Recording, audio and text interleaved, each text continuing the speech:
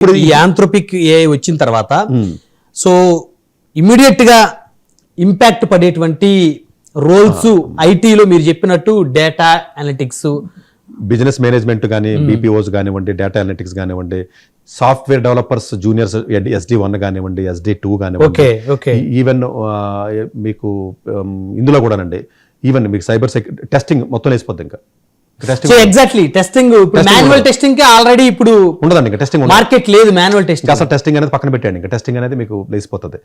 Even మీకు managers ఉంటాయి చూసారా, ప్రోగ్రామ్ను మేనేజ్ చేయడం కానీ, మేనేజింగ్ రిలేటెడ్ ఏవైతే ఉంటాయో, లేకపోతే HRs ఉన్నాయి. ఇదేం చేస్తుంటే నేను టూల్ ఏం చేస్తుంటే అండి, క్లౌడ్ కోడ్ అనేది ఏం చేస్తుంటే వర్క్ ఫ్లో మొత్తాన్ని అదే సెట్ చేస్తుంది. ఇంకా ఈజీ కదా, టెస్టింగ్ ఈజీ కదా, అంతది. అదే ప్రాబ్లం ఐడెంటిఫై చేస్తుంది, బగ్గా ప్రోగ్రామా ప్రాబ్లమా వాట్ ఎవర్ ఇట్ ఇస్, మళ్ళీ అదే సాల్వ్ చేస్తుంది, అదే ఐడెంటిఫై చేస్తుంది. అదే నువ్వు ఐడెంటిఫై చేసిన వివక్కలా ఓకే అదే సాల్వ్ చేస్తుంది.